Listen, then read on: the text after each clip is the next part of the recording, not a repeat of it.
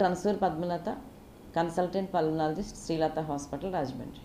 BN.1 corona virus అనేది మనకి గతంలో వచ్చిన ఒమిక్రాన్ BA.2.86 యొక్క వేరియంట్. అంటే వేరియంట్ అంటే దానికి ఈ వైరస్కి ముళ్ళుల్లా ఉంటాయి, అవి ప్రోటీన్స్ అనమాట. దాంట్లో కొంచెం స్ట్రక్చర్ మారితే మనం వేరియంట్ అంటాం, మ్యుటేషన్ అంటాం అనమాట. ఇది ఈ రోజు వచ్చింది కాదు, 2023లోనే ప్రపంచంలో చాలా దేశాల్లో వచ్చింది.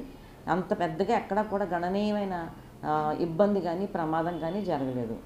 ఇది ఇప్పుడు వచ్చింది 140 కోట్ల భారతీయులలో ఉన్నారు మనకి భారతదేశంలో. అందులో 250 కేసులు అంటే పెద్ద పట్టించుకోవాల్సిన అవసరం లేదు. కాకపోతే ఇది ఎక్కువ మందికి త్వరగా ఒకరి నుంచి ఒకరికి స్ప్రెడ్ అవుతుంది, అంటే అంటువ్యాధి అనమాట. అలాగే ఇమ్యూనిటీ తగ్గిన వారిలో ఇమ్యూనిటీ తక్కువగా ఉన్న వారిని ఇమ్యూనిటీని బ్రేక్ చేసి బాడీలో కొన్ని లక్షణాలు చూపించగలదు. ఇది WHO ఏమని చెప్పిందంటే దీని గురించి, it is a variant of interest. అంటే మనం ఇంట్రెస్ట్గా తెలుసుకోవాలి ఇది ఏంటి అని చెప్పి మన చుట్టూ. But it is not a variant of concern. అంటే ఎక్కువగా మనం దాని గురించి వర్రీ అవసరం లేదని చెప్పి ప్రపంచ ఆరోగ్య సంస్థ తెలియజేసింది. దీని లక్షణాలు ఎలా ఉంటాయంటే కొంచెం కోల్డ్, ముక్కు దెబ్బడ, హెడేక్, బాడీ ఏక్స్, కొంతమందిలో ఫీవరు, డ్రై కాఫ్ వస్తుంది, కొంతమందిలో వికారం, వాంతులు లేదా విరేచనలు కూడా రావచ్చు. ఇలా వచ్చినప్పుడు ఎక్కువగా వర్రీ అవ్వకుండా సింపుల్గా ఒక పారాసిటమాల్ కోల్డ్ ట్యాబ్లెట్ వేసుకొని రెస్ట్ తీసుకొని ఫ్లూయిడ్స్ తీసుకుంటే సరిపోతుంది. అయితే డయోరియా కానీ ఈ నాసియా వికారం, వాంతులు కానీ ఎక్కువగా ఉండి ఫుడ్ తీసుకోలేకపోతుంటే కనుక ఖచ్చితంగా డాక్టర్ దగ్గరికి వెళ్ళాలి. అలాగే ఈ దగ్గు వల్ల, ఈ ఫీవర్ వల్ల కూడా చాలా తీవ్రమైన ఇబ్బందులు కానీ ఆయాసం కానీ వచ్చే పరిస్థితి వచ్చిన, జ్వరం ఎక్కువ తీవ్రంగా ఉన్నా ఖచ్చితంగా వైద్యుడి దగ్గరికి వెళ్ళాలి.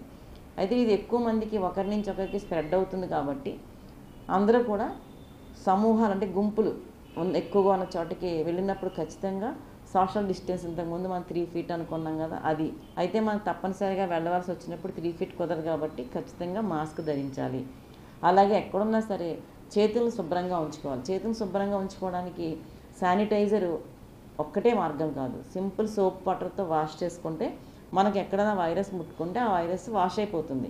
అది కంటి ద్వారా, ముక్కు ద్వారా, నోటి ద్వారా వెళ్తుంది కాబట్టి అక్కడి వరకు మన చేతులు అప్పుడప్పుడు కళ్ళు ఇలా అనుకుంటాం, మొహం మీద పెట్టుకుంటాం కాబట్టి హ్యాండ్ వాష్ ఖచ్చితంగా చేసుకోవాలి.